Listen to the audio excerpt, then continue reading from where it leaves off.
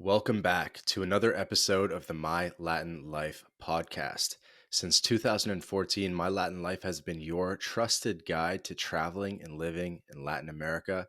Today, I'm joined by a special guest. His name is Kyle Trouble. Kyle, how's it going, man? Good. Thanks for having me on the show, man. Appreciate it. Yeah, absolutely. So I think you're in the States right now, eh? I am unfortunately stateside, so that's my situation on the ground right now. Love it. And thought I'd mention right off the bat, you did actually interview the OG Vance on your podcast. I think that This Is Trouble podcast. hmm I don't know, something like 4 or 5 years ago. Yeah, I think it would have been back in 2017, 18, quite a long time ago for sure, but it's good to see that it's continued going on and that you've kind of put some good work into the My Latin Life brand. So I'm happy to see that it continued on instead of just dying another kind of internet blog death. Yeah, I think that's interesting how you just phrased that, and maybe we could come back to that. But yeah, it's Absolutely. funny. It must have been OG Vance's like, I think he had only maybe done two or three guest appearances ever, in like audio format, and that was one of them. And maybe can people can still find it out there somewhere. Oh, it's somewhere. I wouldn't know where to find it, but I'm sure it is out there somewhere. Just don't ask me where to get it because I don't have a clue. Because I would listen to stuff like that. I listen to a lot of your older stuff. I've listened Uh-huh. to quite a number of those older episodes that you've done. I like finding like really like esoteric podcast interviews with people Uh-huh. that I respect and kind of like digging up their early stuff. Kind of because you know it's rough, but it's also kind of cool to see like maybe how someone's thinking has evolved and stuff like that, and see the trajectory. Yeah, I think he might have been on my Dating Abroad podcast. I did 100 episodes of that, and that was premium stuff. I charged like $5 a month for it. I still sell that archive. He might have appeared in that. Maybe I also Yeah, still that ran sounds like the right. Kyle Trouble podcast and a few. I did like three or four over the years. So yeah, he was definitely on one of those, and it was a good time. That's funny, man. Are you still podcasting a bit? I'm not. No, I just decided it wasn't something I really wanted to continue to do. I just kind of got burnt out on it, just always scheduling people and kind of just trying to plan that, especially over in Eastern Europe. It would be a lot easier now that I'm stateside, but it was just kind of not something I wanted to continue doing. I didn't find money wise it was as profitable as just writing, so I just kind of kept with that. Yeah, it definitely makes sense. And so you had the two different ones, the dating one and then the This Is Trouble. Was it just the two, or did you have more as well? Dude, I don't even remember. I had one that was like 150 episodes. At first, I just called it Troublesome Radio. Then I did the Dating Abroad podcast. That was 100 episodes. I did an online business one, which was called like Nomad and Nerdy. And then I also just ran like the Kyle Trouble podcast, and that was probably another 100 episodes. So probably overall, I did like 300 or so. I just kind of jumped around a lot. That's crazy. Wait, what is Nomad and Nerdy? That was just purely online business and like digital nomad content. Okay, that's But awesome. that one never really took off as much as the Dating Abroad one did, which still sells to this day very well. So yeah, Really? yeah, it Oh, does. damn. I believe it. I believe it. And you also were recently on the Pomp podcast, which is a pretty big deal. Yeah, that was pretty cool. Yeah, that was he reached out to me. He's been following me for a while, and he reached out to me and was able to be on his show. So that was pretty neat. That was probably the biggest, closest to the mainstream I've ever come. The actual mainstream will never allow me to actually be on, so that's as close as I'm gonna get. Yeah, that's almost like a Joe Rogan invite, you know? That's pretty. Yeah, it's getting up there. It is. Maybe one day I'll be on Rogan. Do it, man. Do it. Yeah. Funny. And you know what? And so I am more of a novice podcaster. I think I've done maybe 25 or 30. Mhm. And my approach was very like chill. Like I just sort of speak in my normal voice. I mean, half of them I was like a little bit buzzed for. And I just thought, whatever, we'll just get it out there. It doesn't have to be perfect. But now I'm kind of like, okay, maybe I should start working on this craft of podcasting and think of it almost in like a really smart way that I see like Tim Ferriss doing, and how I've listened to him talk about how to podcast. So Mhm. you've probably learned quite a bit about podcasting and I guess audio content along the way. Like what have been some of your like epiphanies, or how have you like changed your approach over time? I would say you either have to pick one or the other. So you either have to go the really casual route where you're getting people on and you're kind of being like your best friends with them, or you need to go the more formal route and you need to actually plan an agenda. You need to send questions beforehand. I would go one or the other. I always thought the most fun I ever had was when I actually would have people in person on the show. And it was usually just my friends who also lived abroad or did online business. And we'd have a couple glasses of whiskey and we'd record them together live. And those were always the best ones for me. So if you can find a way to capture that magic, I think it's hot if you can kind of get that vibe, but it is tough to get. And that was always like with friends too. So that's what I would say. You should pick one or the other. I think there's definitely a place for shows where it's like two buddies kind of just shooting the shit. And if I could have ever found like a consistent co-host that I could have recorded with when I was living in Ukraine, I probably would have really ran with that. I just never kind of found someone who was interested in doing that with me. So that would be my Mhm. advice. Either pick the more casual, just kind of having fun with it vibe, or pick the more formal vibe. But it also kind Mhm. of depends, if for example you're getting a really big name on the show and they've agreed and you don't know them that well, then you can't really just come on and start poking fun at them or whatever it is. So you kind of have to go that more formal way sometimes. I think you can even kind of update it from show to show, but you need to be clear, like, hey, this is Mhm. just a fun one, or you need to be a little more serious with it. Yeah, well, just poured up some Merlot, thinking There you about go. like a whiskey fueled in person podcast. So, who do you think were some of the other digital nomad people, early live abroad people, a category that I would put yourself in? I would say probably my biggest inspirations probably was Roosh and then Bold and Determined, kind of seeing what those guys were doing with the blogs. I think that's what really kind of got me started. And, that was how I originally started, was just a basic, WordPress.com blog. I didn't even have my own domain. So that's how I started it. I submitted a couple articles to Return of Kings, Roosh's site. And Hmm. he then brought me on as a weekly columnist, which I kind of then was able to I started my own blog then. I bought an actual domain, took it seriously, and started just being able to backlink to myself. And that's how I built, my initial readership. And at its heyday, before all the SEO changes, that blog mine was doing several million views a year. So that's where it really kind of took off for me, was being able to, those guys, they were the real inspiration, I would say. And they both kind of gone the very religious route and really have changed their perspectives, which has been very fascinating to watch. But they were probably the two biggest influences. And they were both, probably 10, 15 years older than me. I don't know exactly what. So they were just far enough ahead where I could look up to them and say, hey, this is working. They're a little bit older. They're kind of walking the walk. And then I just kind of started and took my shot at it. And thankfully, it really worked out for me. And who is Bold and Determined? I've never heard of That's them. Victor Pride. Really? Hmm. Boldanddetermined.com. Victor Pride. That was like, Victor Pride geez, rings a 30, bell. yeah, 30 days to discipline, that kind of thing. It's all gone now. I mean, let's see, if you type in boldanddetermined.com now, I think it's just his goodbye post saying he found Jesus. Nope, it's not up anymore at all. So yeah, It was that like was a kind of, manosphere type of vibe. yeah, oh yeah, definitely. It was different back then. It was a lot of self improvement, a lot of people just writing and sharing their stories, and it was far less commercialized and a very different vibe back in the day.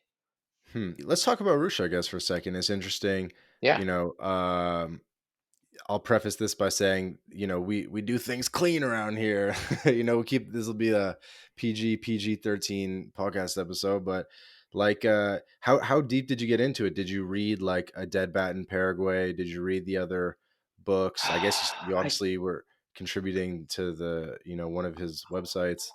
I read a couple of his more serious books, but I can't remember what they were, to be honest, now, and I don't even think he sells them anymore. So I don't know. All I know is that I wanted to get out there, right? So I took my first trip to Poland in 2014, and it really just took one night out there for me to say, I have to leave the West, and that was just the goal, one night out. And then I did like 5 countries that trip. I went home, and then later that year, or sorry, the next year, a year later, I went to Budapest for 10 days, and I went with my friends, and we had the time of our life.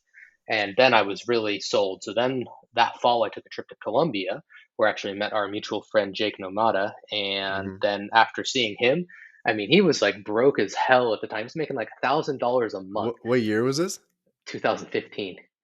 Wow. I mean, he was broke, and I was making six figures almost as an engineer, as a senior engineer. I was 23 years old. Jake was making like a grand a month, counting his freaking pesos in his suitcase, but he was way happier than me.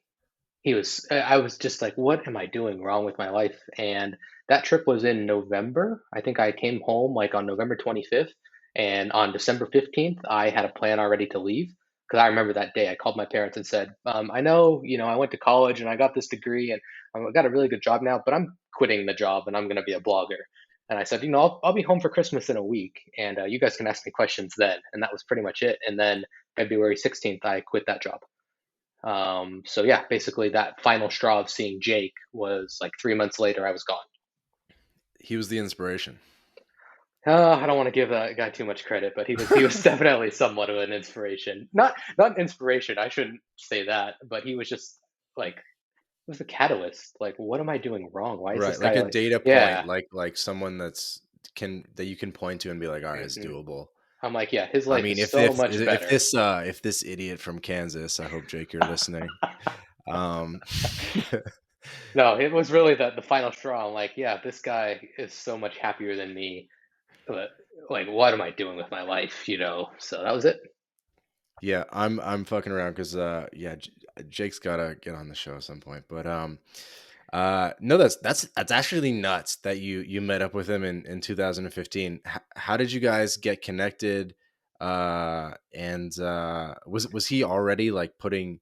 I'm guessing this must have been from one of the forums He had a site back. I don't even remember already. what it was called. Yeah, no, we were just came up together Oh as yeah, bloggers. I guess we Yeah. probably shouldn't say the name, but yeah, Yeah, I we think shouldn't. I know what you're talking about. I Yeah, think he so. had that, but he wasn't. I don't think he was making dick from that vlog, to be honest. I think most of his money was just some freelance writing clients, and yeah, that was way back then. But we had known each other probably since 2013. It's probably going on a decade. I've known Jake. I have only met him in person once though, so it's funny how we've actually stayed in pretty good touch over the years. And yeah, Hmm. that was how it all worked out. That was the final straw that broke my back. That's funny. And was this so you said it was in Colombia, right? I do remember reading some stuff from you when you were like talking about Barranquilla. Cartagena and riding jet skis and popping No, I bottles never and went how to that Cartagena. was it must have been on the coast. I remember like a Uh, jet ski. Santa Marta and Yeah. Barranquilla. Yeah. Yeah, and so doing that, jet skis, bottles, and you were like, "Oh my god, it's so cheap and everything's cool." And that was like one of those impactful early trips for you. Yeah, it really was. I mean, it was the combination of all three of those. The first one kind of whetted the appetite, and I was thinking, yeah, I should probably do something. Second one really affirmed that, and then yeah, that third one in Colombia was just the final straw. And at that point too, I had moved jobs. I was not happy with the new one I was at. It was very slow paced, and it was kind of just a perfect storm. The blog was making just enough money that I thought I could make it on the blog itself, probably making about $1,000 a month at the time. And I said, hey, I have some savings. I have this blog. I think I should go for it. And if it doesn't work, then I'll go back to the job. I'll figure something else out. But that was it. I just went for the leap, and it worked out really well. Hmm.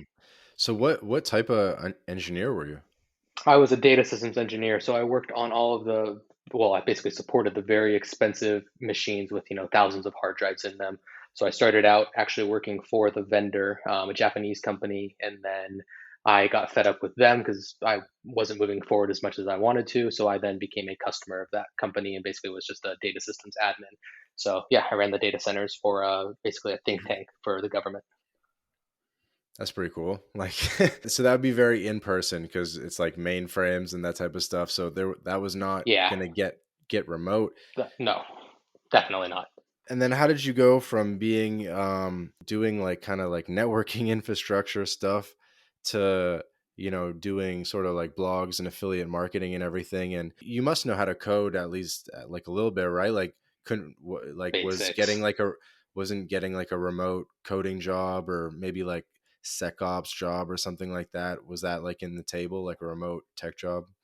At the time, it was not, because the only people at that point in that industry that were working remote were people who were long tenured and did not want to like move to where the center was in most cases. Hmm. So now these days, if it was now, easily, like, and I could easily still go walk into probably a six-figure job in a lot of places right now if I wanted to. For But sure. at the time, 10-ish years ago, eight, that was, this whole COVID thing hadn't happened. There was none of this work from home stuff. It was not a thing. So I know, I don't think that would have been on the cards back in the day. So you asked like how did I get started? Originally with just the blog, it's just a matter of writing, right? That's all that people really did. And then from there, the skills kind of stacked over time. So then it became, hey, I need to learn SEO to get these articles ranking. And then you start learning to write a little bit better. And then it's like, oh, hey, now that SEO is working, I've got leads coming in. So I need to learn to write to them to sell my product. So you start learning copywriting. And of course, you have to have a website. So you have to learn how to make that look functional and good. So all these skills kind of just kept stacking for me over time, none of which, of course, had anything to do with my initial job. But that was kind of what happened is I kept stacking my internet skills, so to speak. And obviously they've grown a lot over the last 8 years. Hmm. And I think actually you had a tweet just today or yesterday saying, learn a high value skill, Yeah, like I mean that's work what remote. I agree. It's people these days instead of chasing the big shiny thing like the next drop shipping, the next crypto, the next NFT, whatever it's going to be, just figure out something you're good at and then sell it and sell it business to business. Like stop trying to sell it to people on Twitter or YouTube, whatever it might be. Sell it to a business who has expenses anyway and is going to hire someone to do this work regardless. And just be that person. And it's really simple to do. And instead of trying to flounder around with all this stuff, which is a lot of trends, a lot of luck, just build an actual business is what people should do. Hmm. Because a lot of your businesses or passive income sources are consumer facing, right? It's just like a person picking up a subscription off you and things like that. So But you kind of do both. it's a little different though because I started this 8 years ago, built a massive email list, and I've emailed that list every day for the last 5 years. So Is it's that true? very pretty Is that much. I true? took a break for about 3 months, like last year. But yeah, I have subscribed to the daily email mantra and mindset, and yeah, almost every day since 2017ish. Holy hell, So man. when you do that, if you're really willing to put in the work, of course you can sell straight to consumer, but most people aren't willing to put in that work. They're not willing to do that grind. And I can, easily say where my luck came in was getting such a strong start by, being a writer at Roosh's site and really kind of being at the right place and right time there. But I've obviously nurtured that audience over time. Most people don't have the patience to do something every day for 5 years. So that's where I'm like, just find something you're good at and sell it to another business instead of trying to be another person selling Right. digital products or memberships. Right. Just help a business cut expenses or make more money. It's that simple. Exactly. Yeah. And that's a lot easier to get started with, right? I always tell people you don't have to make the next Facebook. You don't have to figure out, the next Amazon. You just need to figure out how to make enough money so you can be happy. And that's the goal, like for a lot of young men, right? They're like, I want to move to Latin America or I want to move to Eastern Europe. It's like, so stop worrying about how to make 100 grand a month. Why don't you make 2 grand a month, which is enough to live? Then all of a sudden you no longer have a job and you have all the hours in the day. You'll keep going. Just figure out how to make that baseline, which is your expenses and what you need, and then go from there. Then start trying to scale it up instead of, trying to hit a home run right off the bat. Yeah, definitely makes sense. Yeah, I think it's definitely totally different these days. Hmm. Where I was actually just looking at a chart yesterday from Peter Levels, the Nomad List founder. Hmm. I'm sure you're familiar with, and it was like the remote salaries he was showing were so high. It was insane for Yeah. salaries, and like worldwide because he did every region. And I actually respect his data sources and trust his data sources probably almost more than like some random like Pew Research poll or something. You know what I mean? Because Hmm. his fan base, they believe in transparency and whatnot. So it's pretty good data. And so it's like, and he broke it down like Asia, Latin America, North America, Europe. How much are remote workers making? Median, upper bound, lower bound, and I was like, these numbers are mad high. Hmm. And I tweeted this some thoughts on it, and he responded. He said, "Yeah, like if it hasn't happened already, like remote work salaries are going to surpass fixed location in person salaries, which Wow. is crazy." Though it takes a certain type of person, that's just it. The best talent who can work remote, they're really good, right? So they're trying to hold on to those people who are really good. They're letting them work remote and they're giving them good salaries because those are the type of people who can actually do the job. And I think that's what has kind of evened the playing field in the last couple of years is that, in the West, for example, and I run a recruiting agency now, right? So I see this. The top talent in the West is really good, but also really expensive. But the middle talent, like, is really bad. Hmm. People are like, why would I pay some mediocre software designer in Silicon Valley 15 grand a month when I can get someone from Ukraine for like two? And Hmm. it's that middle ground is really, really bad in the West. And I think that's just a Right. cultural And decline. it's like he's actually the Ukrainian guy's actually kind of like a slightly better developer, but he's a worse communicator. So hopefully it's a wash. Yeah, exactly. But a lot of times those guys are significantly better. They're like senior level. And sure, maybe they don't write the greatest English, but they're remote anyway, and you're not online with them all day. As long as they get the work done, it doesn't matter. So, Hmm. yeah, it's really changed the last few years. Yeah, and let's actually talk about recruiting and stuff like that. But before, I did just like I think part of my point was just that there's actually more options now, so you don't have to Yeah, be an entrepreneur to go remote. Like, because you're kind of like a remote work advocate, go where you're treated best type of advocate. You know what I mean? You're not like I guess you are like an entrepreneurship advocate, but you're not like out here, whipping people into entrepreneurs necessarily. You're more like advocating like freedom and optionality, and that's kind of like more accessible with a job now, and you don't necessarily have to become like some sort of like course seller guy or whatever it is. correct. Yeah, and I wish more people would realize that entrepreneurship is not for the faint of heart, and most people are not capable of doing it. That's the actual reality of it, right? So, and even then, within that entrepreneurship sphere, you don't have to be an Instagram influencer. You can just be like a web designer and take web design projects and make really good money from that, right?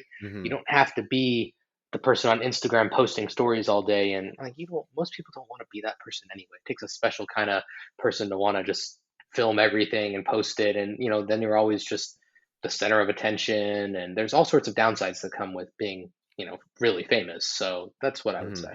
Yeah, I think we're really early in remote work, and I think it would actually be fun on this podcast to sort of get nostalgic about like early days of remote work, because I think what's going to happen is the early sort of like first decade or whatever of remote workers of location independent people, they kind of had to be entrepreneurs, because as you alluded to, there really just weren't jobs, or people weren't just like giving out opportunities like that. You know what I mean? And Hmm.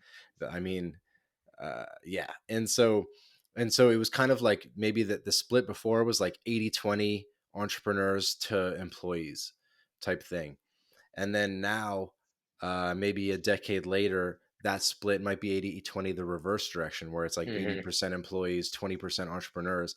And I think that trend will just sort of continue, where really people who are like, well, I don't know, maybe it'll be sort of like a blended income thing, but I think like for sure, it's kind of like that the future of remote work and location independent people moving all around the world, we know that's going to continue for sure. We know that's growing, and I think that the percentage is just going to continue to kind of be more, I guess, like employee oriented, Hmm. than entrepreneur oriented, just because not everyone can Yeah, I do it. agree. Yeah, I agree actually. And why? And you know what though? Like, if someone, for example, wants to move abroad, and let's say you're like an engineer, like I was, or a programmer, you're making six figures. Why would you go start a business instead of finding a remote work job? Find a remote work job where you can slack off for half the day. If you're any good, in most cases, a 9 to 5, you only need 4 or 5 True. hours. So take the job, and then if you really want to be an entrepreneur, just do it on the side. Go live in For Latin sure. America, collect your six-figure salary, save 80% of your income, and start your business in the free time. Right. And Just and some people might not even have the luxury to build up like the social proof or whatever sort of like path it is to revenue. mhm. Whereas you know what I mean, or they don't have time to do one or the other, and it's just, just get the job first. Would you actually say that to most people? Yo, just get a remote job first, and then like grind on the side to make it even to get even more freedom by creating your Yeah, own sort of second income streams. that is exactly what I would tell people, because for every one person like me who made it, there's like a lot that didn't. I don't know what the number is, but I'm gonna guess it's probably 50, right? A lot Right. of People who, people, yeah, and yeah. you've probably made a lot of money like affiliate linking to Bluehost or WordPress or whatever. And Hmm. these people had dreams of like setting up their own blog, and it never went anywhere. They never got out of Google purgatory or whatever the excuse is. Yep. And they just never kind of became entrepreneurs. And now those people who gave you that They're affiliate money, still they at a might just job. they're just dentists in Wisconsin, and Yeah. And there's nothing wrong with that. I don't like to I if you are unhappy with your 9 to 5, then I think you owe it to yourself to try something different. I don't like hearing that people just stick at the same thing year after year after year just to make ends meet and they accept that life of being miserable. I don't like to hear that. But I also am an advocate that not everyone can be an entrepreneur and that there has to be a middle ground somewhere. So yeah, I agree. If you can find a good remote job, then that is definitely the way to get started, especially if you've never run a business and never kind of done anything with that entrepreneurial spirit. It's only gotten harder in the last 10 years. It's not any easier now. It's a lot harder. So that would be my advice. Yes. hmm hmm Yeah, we could give you a little a shout out to the recruiting agency that you're working on. Why don't you tell us a little bit about it? Yeah, it's hire-ua.com. So we basically place Ukrainians with Western companies that are, looking for good talent and obviously a little bit cheaper, but it's still, very high quality talent. So mostly work with businesses, B2B. Like I said, that's the best way to sell. And we do everything from developers, programmers, designers, just general virtual assistants. Right now, we're even placing a data scientist, AI engineer in Austria. hmm So yeah, we do all sorts of stuff. It's pretty cool. I'm pretty happy with how it's turned out. That's awesome.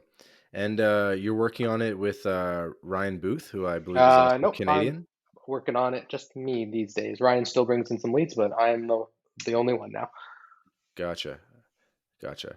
That's cool. And so, how much would it like cost roughly to get a non-technical VA, just sort of like an assistant VA We who can start at book? twelve Yeah. hundred a month for 20 hours, and then go up to 1.8 to 2,000 US dollars every month. That's generally what it is. It can vary a little bit from case to case, but it can also go lower. So we offer a couple different packages where you can either pay a one-time fee and just be done, and then you bring them on the payroll, or my agency makes our fee month to month. So it really just depends. If someone wants to pay the fee up front, that price can go down certainly. Yeah, that's pretty cool. And yeah, I don't know if you wanted to say any sort of special words about how maybe that's changed now, and how maybe people could get involved and book a VA if they wanted to, and sort of support. Well, when the whole thing in Ukraine broke out, I was pretty concerned. Obviously, thought it was potentially all going to just fall apart. Thankfully, that has not been the case. A few weeks there where it was pretty tough, but it's actually really doing very well now, which is nice. But yeah, if you are looking to hire pretty much any position that can be remote, obviously, if you want someone to, flip burgers at McDonald's or something, it's not going to be a fit. But anything that can be done remotely, where you're looking to hire someone, just go to hire-ua.com and just book a calendar link, and then either myself or one of my employees, Katya or Sophia, will be on the call and kind of figure out if it's a fit for you. All right, and so the promo code is hashtag My Latin Life. Actually, yeah, there is referrals though. There's right there. So put in the referral form that My Latin Life sent you, and we'll make sure that Vance gets paid up. There you go. Because I know there's a lot of supposedly rich Twitter guys out there making 20K a month doing no work. So why not hire one of Kyle's TAs, VAs for 1,200 bucks a month, and support the good fight. Oh, are we gonna go into money Twitter? That's always a good one. It sounds like you're tempted to. I don't have I'm hit not the me. one with a glass of wine in my hand. Well, Just don't believe everything you say, Steve. That's what I'll say. Just don't believe it. you know what? I mean, I know that it is a low level for the most part. I mean, um I don't know. I'm from a rich neighborhood, from a rich city, so I grew up around like real wealth. So I don't really like when I see this stuff, I'm like, this is funny. Like if you tried to pull this stuff in my neighborhood, like people would know you're like a poser. Hmm. Yeah, I couldn't agree more with that. I mean, I grew up relatively middle class, but I, you know, it's very obvious to me that if you got to shout from the rooftops about, how much money you're making and how rich you are, then that's just that's not the case, right? Eh, It's really that simple in I a mean, lot of I the don't time. blame anyone. You got to make content about something, and there's a whole movement about build in public, which Yeah. actually Nomad List does, where it's like, okay, we'll share some metrics, revenue, we'll share some things, and sort of give back to the community. So I don't mind that stuff, but um, it's just funny that they think I don't even know. I'm pretty new to it actually. I only really got on Twitter when I started helping out with my Latin life like 6 months ago, and I'm like, yo, Twitter's the sickest app to be honest because Get I out met while so you many can, people. dude. No, it is. It's really good for networking. It's really good for a lot of things, but it's like any social media, too much of it, too much scrolling and just getting sucked into it. That's not the way to go for sure. Who yeah, I don't even know. Do do you have any more thoughts on money Twitter No, not or really. Twitter in general? No, I don't. All right. I think recruiting is actually a cool business. I have another unreleased episode with another guy. I'm not sure if you've seen him online, and they his company is called Gringo Jobs, and what they do is they hire Latin American talent and help Latin American engineers get jobs at U.S. companies. As Hmm. software developers and technical stuff, and it's genius. And um, like it's one of those business models that where when you're hanging with friends and drinking, especially as like a digital nomad guy, you just kind of say it. You're like, yo, like we're just gonna open an office in Mexico and like arbitrage the talent and book it out, and it should be pretty straightforward. You know what I mean? It's a Yeah. you've probably, I mean, so how do you think about it? How did you build your company? Obviously, it can't be that easy. Well, I mean, I've done a lot of different things over the years, man. So, I mean, it started obviously with my blog and my personal brand and daily emails. And then I built an olive oil company that was based out of Croatia with a reader and friend of mine, selloolive.com. And then what was I doing? I was doing some e-commerce stuff. And then it was like in late 2020. It was just there was some really good Ukrainian. I don't know what happened, but I think I just stumbled on some Ukrainian job boards and like saw a few CVs and said, "Hey, these people are very talented." And obviously, I see it because I'm married to a Ukrainian. I lived there for almost 6 years, so I could see just how skilled people were. And then, of course, every time I ever call anyone for any support, you always get the Filipino or the Indian call centers if you're calling an American company. And so I think that Mhm. was kind of where it started was, hey, there's like a fit. Why aren't more people hiring Ukrainians instead of, the Philippines and the Indians? So that was kind of, I think, the initial thought. And then a few placements happened. It was looking good, and it's kind of just grown from there. It's done pretty well. So um, yeah, but no, it's not easy, but that's what I have, my team for. I don't do any of the actual recruiting part. So they do that part and I just kind of bring in the clients and deal with the Yeah, it's sales crazy side of because it. you And don't need, I imagine you don't speak Russian super well, at I, least s- I not like speak business well level. enough.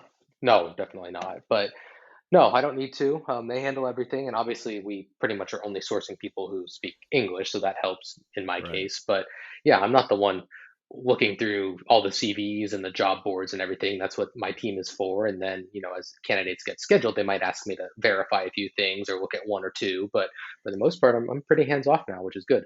Hmm. And so how do you like how do you sort of source the talent, and to what extent do you um for back lack of a better word, sort of like manage the talent? Like, do you find people in the Ukraine and you're like, I'm going to find you something like hell or high water, stick with me? Or is it kind of a bit more like transactional, like, hey, I have this thing, like, do you have availability? You know what I mean? Like, do you stick with like core people, or do you just like find anyone? Or I'm not going to go too much into the process, but basically, yeah, we have a database of people we've already pre-screened on some level that have expressed an interest in it. And obviously, if someone has like let's say a 6 month contract and they did really well, then we'll always try to find them something else if it's a fit. So for the right. most part, though, yeah, my team they go out and they find the candidates. They always keep some ready, and then we have a screening process that they go through. But I focus more on the client side, so the businesses, right? Because I'm the Westerner, I'm the one who speaks native English, so that's my job. And my goal, and that's where we make the money, right? It's not from the employees, it's from the employers, so they have to be happy. Right. So Yeah. it's the goal is to make their life and their job as easy as possible. Basically, a lot of people say like, I don't know how much it costs. I don't even know where to start. I just know that I am way too busy. I need help. And our goal is okay, sit back, give us your job requirements, give us your calendar link, and we will have 3 people interviewing with you within a week. That's pretty much how it works. Hmm. Yeah, I remember I actually saw an ad, like a promoted ad that you guys did recently, and had Jake in Hmm. it as like a what's the word, Testimonial. Yeah. testimonial, talking about how quick the process was, and as soon as he made the decision, all right, I want a VA, he basically was on calls with a couple people doing interviews like first week, and he had someone kind of booked and ready to go, starting working on tasks by the end of the week, which is awesome. Yeah, that's the goal. Take it all off the client's hands. That's what we say is, 3 interviews within a week, sometimes within a day or two, even. So it moves fast. Yeah, that's awesome. Do you have a personally, like a personal assistant because you're such a baller? Now, well, so the first girl that was hired for this business was doing that. And now we're busy enough, she pretty much just does recruiting. So I may have to hire a new personal assistant. I had a Bulgarian once, I had a Filipino once, and then obviously I had the Ukrainian who's now just the recruiting manager. So I've had 3 over the years, and depending on how this continues to go, yeah, I might have to hire another one. But at this point, basically, I have a client manager and a recruitment manager, and Hmm. they do everything. So Sophia talks to the clients, Katya talks to the candidates, and they just do what they need to do. Do you think like a normal person would have enough tasks for a VA just to take off like normal responsibilities, be it, booking plane tickets or I don't think just like so. things like that? I don't think so because even business owners tend to overestimate how much help they really need. Like a lot of people that say they need someone full time, it really is only part time. They're just too scatterbrained and they're doing too many things, so they think it takes more, and it might take them longer. Who knows? But generally speaking, like a normal person, no, I don't think so. Like booking plane, like how long does it take an average 30-year-old to book a plane ticket these days? No, I get it. Right? I don't know. It can't be more I'd be than I think I'd be able to like assign like random tasks that I need researched and stuff. maybe. The best thing you can do is what I tell people is audit your time for a week, right? Like write Yeah. down all the things that were tedious that you don't want to do, and then count up how long it took. If that is Mhm. a normal week and it's 10 hours, then yeah, maybe you should hire someone. But you've also got to think how much training it's going to take. So it's very different when someone's coming into your business and you have processes that they need to follow versus like a personal assistant where it's like, do this, do this, do that. It's always changing. In that case, hey, I need to go fly to Mexico City this week. Go figure it out for me. Someone should know how to do that, right? So Yeah. it all just depends. Yeah, no, makes sense. I'll One move on to one thing a though, go ahead. I would say like for a lot of people, you said, day-to-day stuff, if you have like 2 or 3 buddies, that might be worth it. Like you all go in on one. Mm, That to me does make sense. That's where I think a lot of people could benefit. for sure. I'll move on to a question that's more about like the future of work and everything. Hmm. And so, I see a lot, like I spend most of my time in Latin America, and I meet like a lot of pretty smart, competent people, maybe they have business degrees. Actually, a lot of people are quite smart, like accountants, architects, and stuff like that, more educated than people might maybe think if they haven't spent time down there. I But hope the architects are smart and competent. That's a good start, right? yeah, let's keep the buildings up. Um, And we know that they're making like $800 a month or whatever. Like everyone's seen the figures that like minimum wage is like maybe $400 a month roughly Hmm. in a lot of Latin American countries, and then maybe a bit more educated white collar people might be making like 800 to $1,200, often not even over $1,000 for pretty like white collar jobs. And I've been doing this for so long, and they know what you know what I mean, and they see what I'm doing, and I always kind of tell them like, man, just like work for a US company remote, like charge it on Stripe, like whatever. Like it's easier to do than you think. You don't have to be stuck to your country's borders in terms of like who's paying you type of thing. There's global clients out there. Do you think we're sort of like, do you think it's almost really just like a mindset shift for most people. The tools finally, I think, really just got there maybe in the past 2 years with Stripe and like a couple other things. I mean, arguably it's been around for a while now with PayPal. Like, yeah, do you think we're kind of gonna see more of a regression to the mean where people in lower income countries are going to make more, and then people in higher income countries are going to make potentially less as certain things get like outsourced and whatnot? That's a good question. I think we're at a really wacky time, right? So I don't know when the last time you've been in the West was, but I haven't been here for quite a while, until recently after the Ukraine situation. And you walk around and there's so many like for hire signs. Like everyone is desperate for help. And I don't know what It's true. people in the West are doing. I think they realized during COVID they could get unemployment. And pretty much for unemployment, you just have to say that you are looking for jobs. You can then pretty much just lie and say, oh, I didn't get called back. So people now have realized between unemployment and other social benefits like health or food stamps, whatever it might be, that they actually can make probably 40 to 42, 44 maybe $1,000 a year versus going and working whatever skills they have, probably some mediocre mid-level job for 60K, right? So they're like, well, why do that when I can make 40 and not do anything versus 60 and then I have to pay taxes, then I have to get my own health insurance, like all this other stuff. So I think we're going to meet this kind of middle ground where companies are going to be so desperate, they're going to start offshoring everything because they're going to have to, right? And then Because they're there's going to take a look. because because the Westerners are too lazy, basically. Exactly. That's exactly what I was trying to get at, right? And so then you're going to see all this mid-level talent who at least has a good work ethic from countries like Mexico, Colombia, Ukraine, whatever it might be, getting these remote jobs. And then, of course, the Westerners are going to be pissed and say they're taking all our jobs overseas. Um, and I don't know if there ends up being more and more inflation and shortages. Are people going to, in the West, start getting off their butt and working again? I don't know. But I do think we're at a very interesting time where you can't really bet on anything. It's just so all over the place. But I agree with your overall arching point there that it's gonna more and more people are gonna realize the opportunities they have. But one other thing I've noticed is that I know a few Ukrainians who also work remote or they work with Western companies, and I've asked like, well, why don't you move to the West then? And they look at me, they're like, are you kidding me? I make 5 times what a normal person does here. I get to be with all my friends and family, save tons of money, do anything I want. They're not. They geo arbitrage, but it's ingrained in them. They just see it right away. They're not like trying to go move to San Francisco or anything. They're like, nope, I'm happy to live right where I am and make 5 times the normal salary and live a good life. It's not Hmm. like everyone in the West trying to flee. Hmm. Hmm.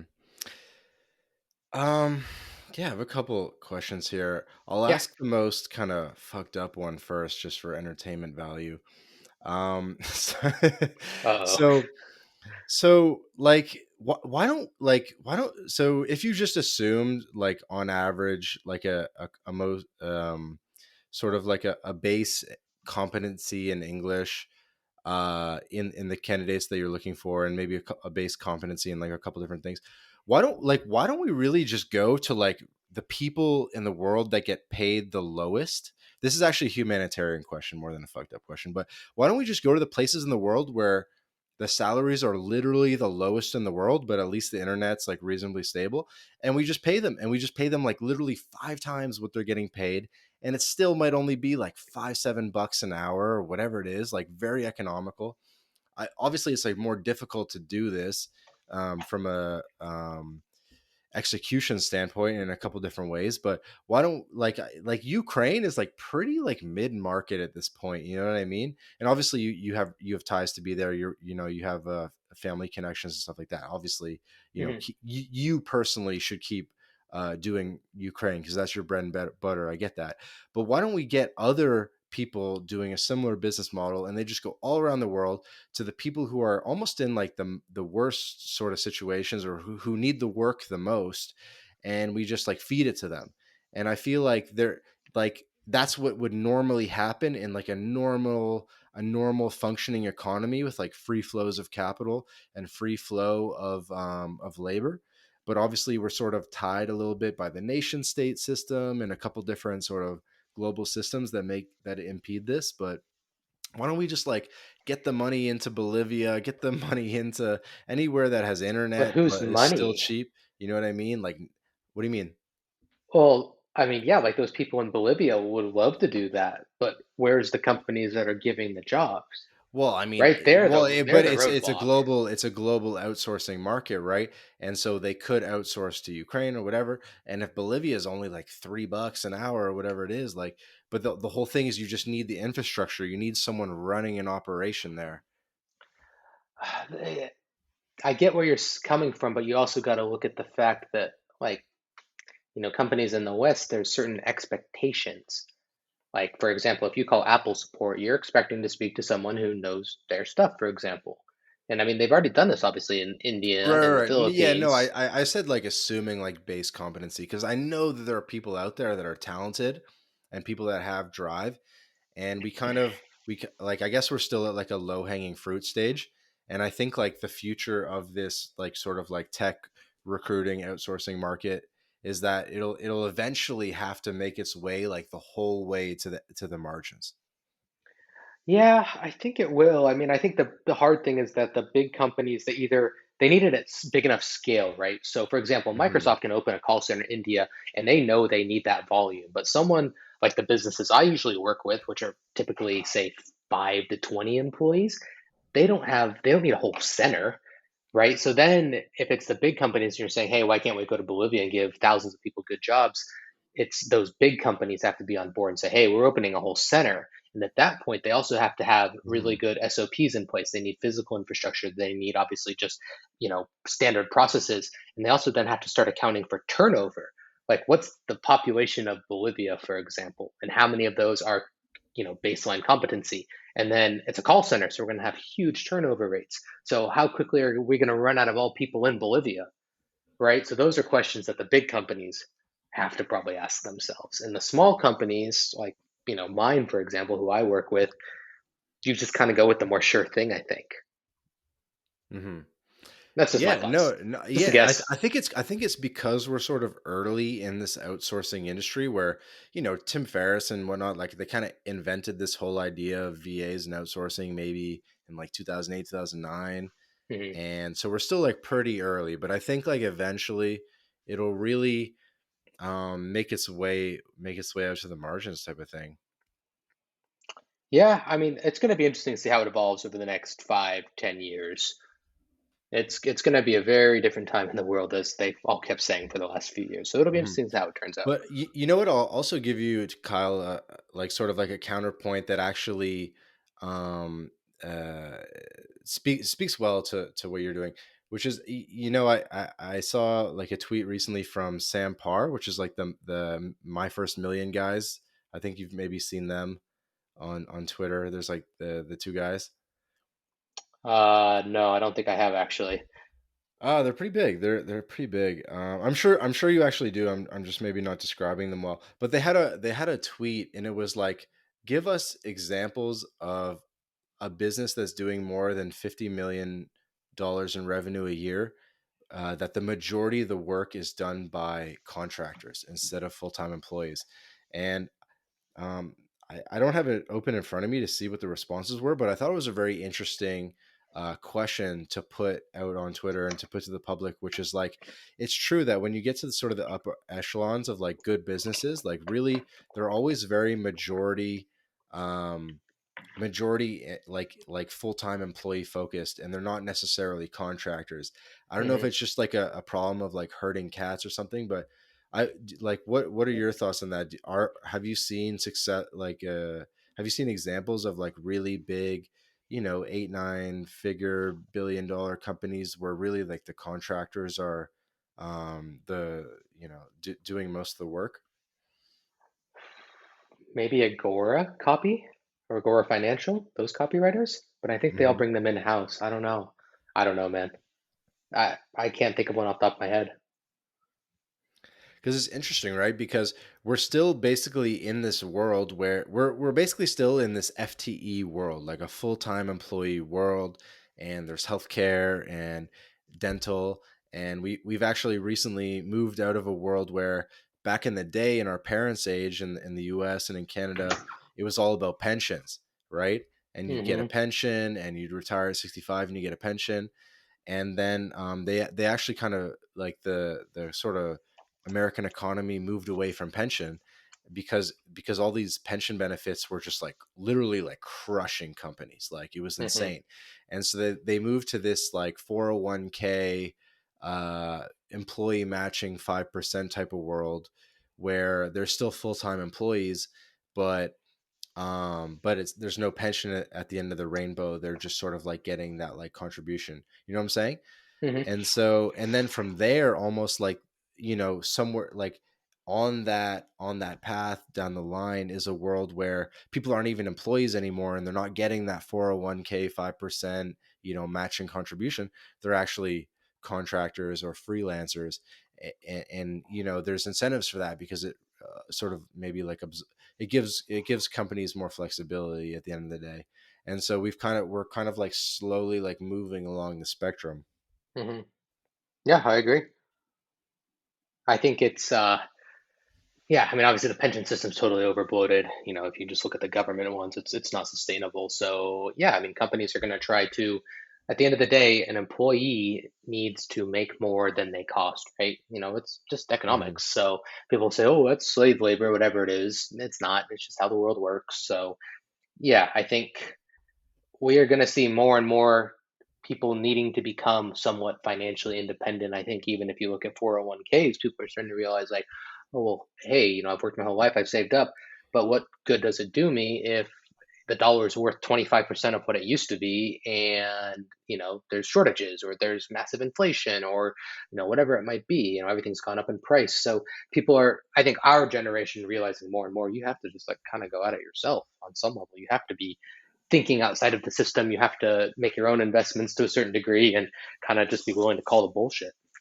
Yeah, I think that might be a good takeaway from what I was saying in a rambly way, which is that like these companies are not going to take care of you forever. You know what I Correct. mean? The Yeah. way they might have back in the day. Yeah. No, they're definitely not. And that's also been reflected though in what employees do, right? So back in the day, like my dad, for example, worked at the same company for 25 years until recently. And whereas I worked at already two major corporate jobs by the time I was 24. And had I stayed in it, I probably would have been another three by now. So people are also no longer loyal to the companies either. I think people have smarted up to that. Definitely. Remind me, what state are you from, man? I'm from California. Yeah. Yeah, I Born and thought raised. so. I Yeah. thought so. I thought so. Unfortunately. Yeah. And so I know you're back in the States now and you have your reasons for being there, and I hope everyone's doing well. What do you think you're looking to you're like has this been a time of reflection for you, and has it sort of maybe made you maybe like I think this is maybe your first time back in the West in a while. Has it made you sort of rethink your goals? I'm sure, of course, as you mentioned, a couple things have surprised you. Well, if we're getting into the whole story, obviously I was living in Ukraine and fled out of there. And got, yeah, basically just had to figure out what to do next. My wife is pregnant, so we were trying to figure out the best spot to, have the baby, and thought we were going to just stay in Europe. And then decided, oh, we'll just go and visit some family. And then right after we got back, my mom ended up getting diagnosed with stage 4 cancer. So that's kind of the whole story in a nutshell there. Um, no, I mean, at first I was trying to be open-minded, right? I said, "Oh, well, maybe I'll just stay in the area, or maybe I'll move to another state. There's still a few states left that might be good." Like I looked at Montana, I looked at Idaho, and the more I'm here, the more and more I just don't really want to be in the states. The more and more I have a desire to get back to like Europe. So there's some things that are good, but they're very superficial. Like, I think, for example, like, what's one of the things I really like about being back in the States? And the first answer is I like how big my gym is and how much space there is. It's like, well, that's kind of stupid because you can't walk to the gym. You have to get in the car and drive to the gym. Um, it's like you have to drive a car everywhere. It's all this just superficial stuff like, oh, hey, I can like go to Costco and I can fill up the truck with tons of groceries and then come home, right? Oh yeah, well, I'm gonna go get in my car and drive somewhere to go fill it up and then go home and eat it. I didn't walk anywhere in the middle. So yeah, more and more the cons are more and more apparent for sure. And then, you look at, say, for example, the school systems, and, obviously it's it's a game of numbers, but you look at all the like shootings and you're like, geez, am I really gonna send my kid to a public school here? Like, is that even an option? Or you look at the, all the shootings that were yesterday on July 4th, like, geez, how many are these even real to begin with? But it's not nice to think about. So yeah, more and more I'm like, nope, this isn't the place. But right now it is the place, but not long term for sure. So there was no part of you that, took the first drive out to the coastline in your part of California and just kind of said, you know what, this is actually a pretty beautiful part of the world. Well, actually, so I just went down to San Diego for a week and where I went to school and where I first started working, and I have some friends and family down there. So yeah, I was out there on the beach overlooking the Pacific Ocean at like 7 a.m. one morning, just kind of reflecting on life. And yeah, I did think like, oh, hey, this isn't so bad. But then like the next day you get in the car at 10 a.m. and it's wall to wall traffic. And then it's kind of like, oh, well, I don't know if it's really worth it. And that beauty is nice, but then you also don't get any of the beauty of like architecture or buildings like a European square or like European older architecture. You don't get any of that. It's just strip malls. So it's all a trade-off, man. There's Dude, nowhere's I perfect. literally 100% know what you mean. There's this YouTube channel called Not Just Bikes. I'm not sure if you've seen it, and it's like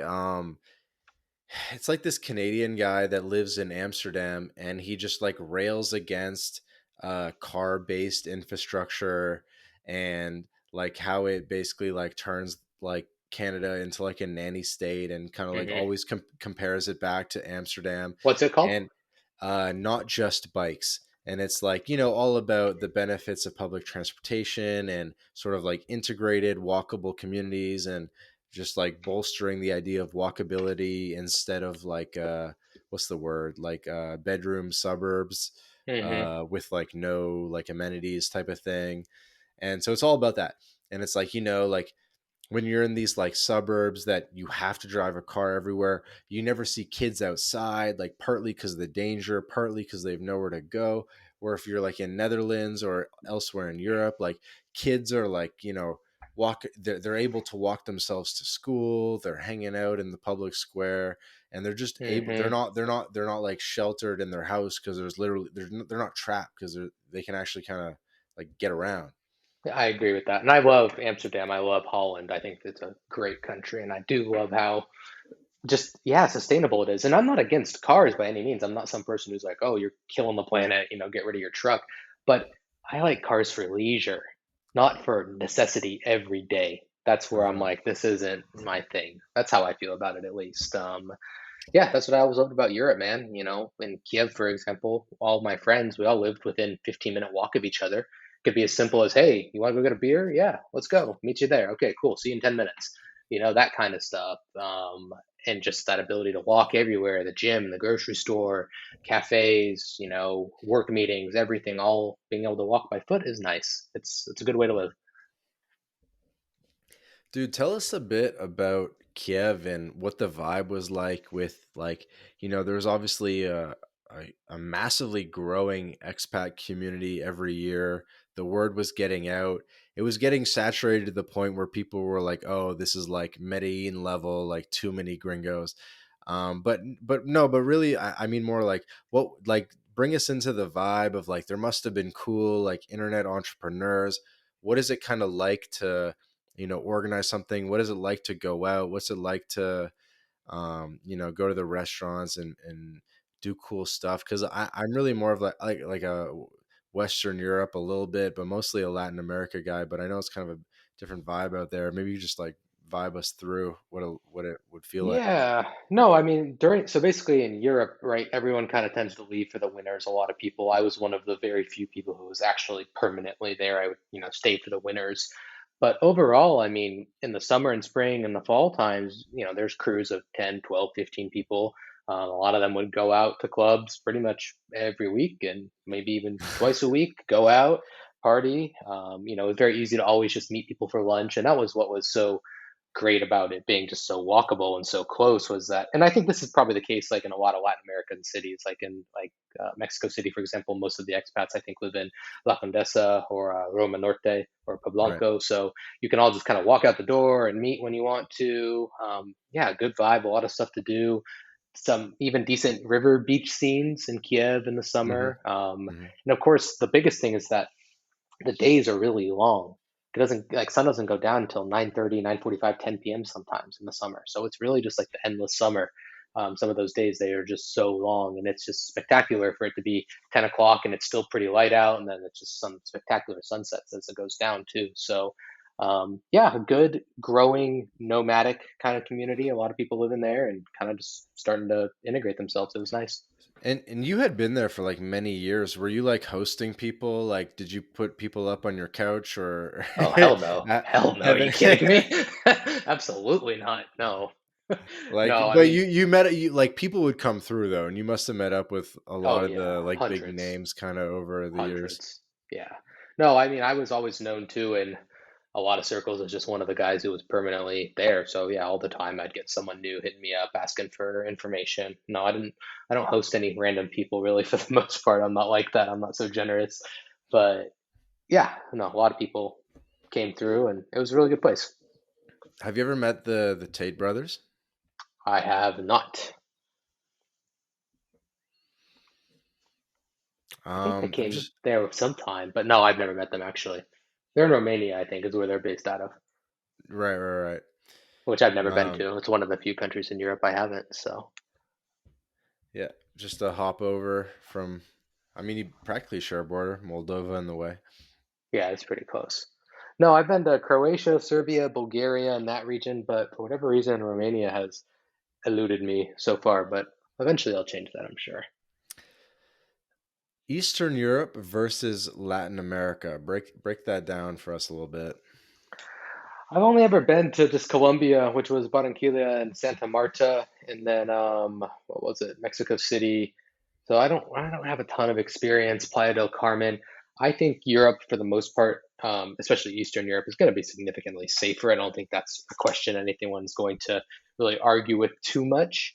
Obviously, there's spots in those Latin American countries that are quite safe, but it really kind of bothered me in Mexico City, for example, where you're kind of just you have this huge giant city, but you're really only ever in three areas, right? You know, those three I mentioned earlier, and you don't really want to walk too far away from any of those. So I'm personally just not a fan of that. A big reason also that people leave, obviously, and want to go abroad is sometimes the women. So that's going to just be personal taste. You know, whether you like European girls or you like Latinas, that's just personal taste. As far as cost, I think Latin America is a little bit cheaper still.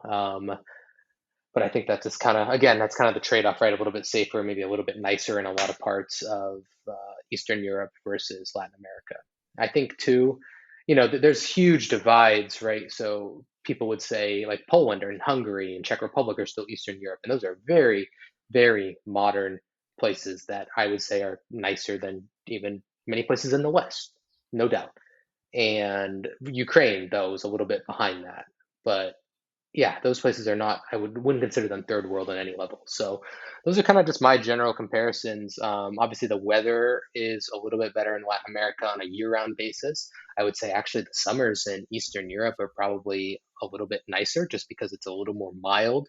But of course, you know, Latin America as a whole is a pretty big continent, so that can vary place to place. But yeah, a lot of people though, you know, pretty adamant, like just Latin America or just Eastern Europe. You know, I know you, Jake, and I were having a little fun with that the other day. So it really just kind of varies, though, to be honest, man.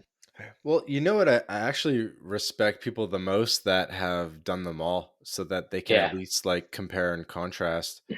You know, like that's one of the things I respected about Roosh. I mean, he hadn't done it all, but he had done Latin America in a significant way. He had done Europe, Eastern Europe in a significant Hmm. way, and I thought it was cool that he could. And he was one of those first people that could sort of like compare and contrast. Yeah. I definitely think like the food, like here's how I would run it down, right? And I've been to Southeast Asia too, so I'll kind of throw that in there. The food is definitely better local wise in Latin America than it is in Eastern Europe, where it's pretty much just, you know, meat and potatoes, pretty bland, you know. So the local cuisine definitely better. Weather year round, definitely better. Girls, total toss up depending on what you like. I obviously like European girls, and then safety, Eastern Europe. So you just have to weigh the pros and cons, really. You know, you got to decide what's best for you. You know what? I have a theory, Kyle, which is that since you grew up in California and you were probably like exposed to Latin So I culture, know where this is going, but then and it's like right. well, give me a sec, Okay. and then so like Eastern Europe was something that was very foreign to you because really the East Coast of the United States is more connected to Europe, not like the West Coast, and so it's just more foreign to you, Eastern Europe. And so maybe you're like, oh, I want what's like different. I feel more adventurous. Like Latin America kind of just like seems like California for the most part. It didn't really get you as excited. I I don't disagree with that because definitely when I was in Mexico City, I said this looks a lot like Los Angeles in a lot of ways. So I don't disagree with what you're saying. I think the big thing for me though was definitely I'm not a person who just loves danger for the sake of danger. Like when I was in Colombia, I hated that I always had to like leave my phone at home because you don't know if you're going to get it stolen on the street. And I hate always having to kind of just be mindful of my surroundings, for example. And so that to me right there is like a deal breaker. I don't want to deal with that on a day to day basis. And then girls wise too, I wanted to go date the girls that I wanted, and I have never been into Latinas or Asian girls, so Europeans always kind of won out in that aspect for me as well. Hmm. Fair enough. Yeah, I mean, I think we all like what's different a little bit. Oh yeah, no, everyone's got their own taste, man. Everyone needs to go where they're happy. And so would you ever like so what about like internationalization and the idea of having multiple bases? Obviously, you know, some stuff I totally respect is maybe confidential or whatever, but did you ever I guess first and foremost, did you ever get like temp permanent residency in Ukraine? Yeah, I did. And then like from there, you kind of maybe that was like your first time seeing your face on an ID that was not the US, and that was pretty cool to see, I'm guessing. I've actually got it right here on my desk, right in front of me. It's funny you mentioned that. Yeah, I'm working too. God, I've been working on it too long on my Italian citizenship, so I have ancestry that allows me to get that. So I'm Oh actually yeah? planning on taking a trip to Italy early next year. I was applying through the embassy in Kiev, which obviously I'm not anymore. So planning on taking a trip to Italy and just paying an agency to get it done. So hopefully I'll be holding an Italian passport as well in the future. Okay, cool, man. I may have allegedly done that and gone through that process successfully, so I'm happy to help you with that offline. Nice. Okay, sweet. I will talk to you. Yeah, I've done it. It took me it allegedly may have taken me 4 years total or something. I think it may have taken 2 years to collect the documents and then 2 years waiting for the embassy just to process the damn thing. Yeah, that's I was on that same timeline and I had all of it and then the embassy was doing okay, but the embassy in California, the next appointment is 2027. So I'm Shit. trying to expedite that now. Right, and you must know that it's actually faster if you go to Italy. You sort of like set up like Yep. sort of like a residency thing in Italy in a comune, and you can actually like short circuit or shortcut having to go through maybe like a Californian thing, and so it can Yeah, actually happen much faster if you that's my go to goal. Italy and are on the ground and basically just like sort of go through the steps on the ground. Yeah, I will talk to you about that because that is my plan. Yeah, and maybe that Ukraine ID maybe even makes it like slightly easier to get set up in Italy, at least for, you know, on a It could temporary be. basis. Yeah, it could. We'll find out. And speaking of Europe, like, have you ever thought? I guess maybe Italy's the answer here, but have you ever thought about? You know, I guess you might have to set up a base somewhere else, at least temporarily for a bit, if you want to be in Europe. Like, have you thought about posting up with your new family in I don't know Poland or Portugal or something like that? Yeah, actually, I mean, I don't know what's going on with the whole situation. All I know is I prefer not to go through what we went through again. So Poland to me is a little too Too close. close? Yeah. Yeah, and I wish it would just all kind of calm down, but as of now it's not. So yeah, Poland's probably off the cards. I do like Holland a lot, so that's on the table. But then I would also consider something like Italy or Spain or Portugal. I would like to have nicer weather than Ukraine, but at the same time, pretty much everywhere in Europe kind of sucks in the winter. Like even Portugal is going to still be rainy and cloudy and gray. So that's just one of those things. You either just deal with that or you go somewhere for the winter. But yeah, I would say those four countries like Poland, Holland, Portugal, and Italy are all on the cards. And maybe even consider something like Croatia as well. Yeah, Yeah, at least there's lots of options out in Europe. So we will see, but short term, immediate stuff. There's a lot going on obviously here, and we don't know I don't know what's going to happen in the world. So I'm just sitting tight for now. definitely, definitely. Yeah, man. You've been definitely been pretty gracious, letting me kind of grill you a little bit. That's all good. Hope. I'm an open book.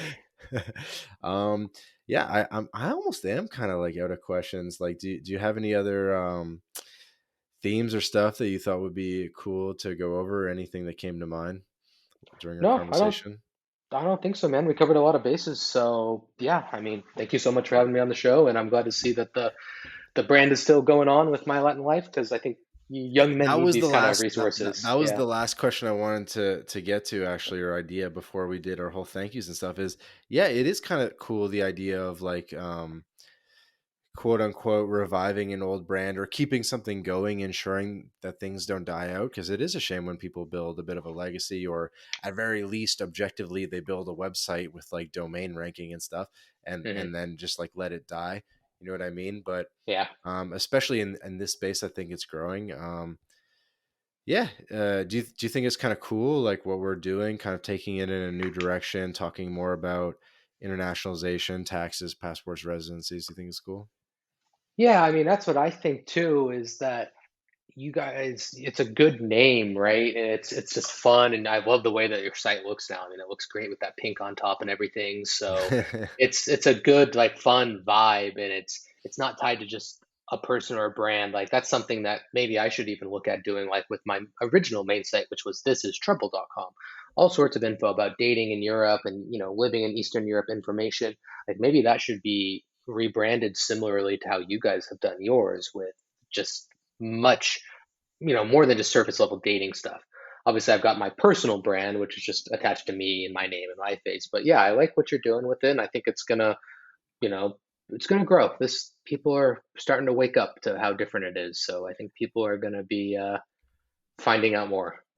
It's true, man. I think a lot of people that wouldn't have considered it prior to the start of the pandemic really kind of realized that, it's good to have multiple bases. It's the first time in people's lives that they've seen that travel restrictions can be, or like visa free access is not a guaranteed. And Hmm. like, I think like 2 years ago, I've been on this mission for years. Like, I've been internationalizing for years. Like, the alleged Italian citizenship, like I've had that for years. I've done other Yeah. ones. I've done other programs. So I knew, like, way before this most recent stuff, I knew that internationalization was a thing, multiple grids, backup plans, plan Bs. I knew, like, multiple passports. I knew that that was going to be a thing, and I knew it was going to continue to grow, and it sort of is going to continue to grow, sort of along the remote work and digital nomad stuff is actually like a big catalyst for it. Hmm.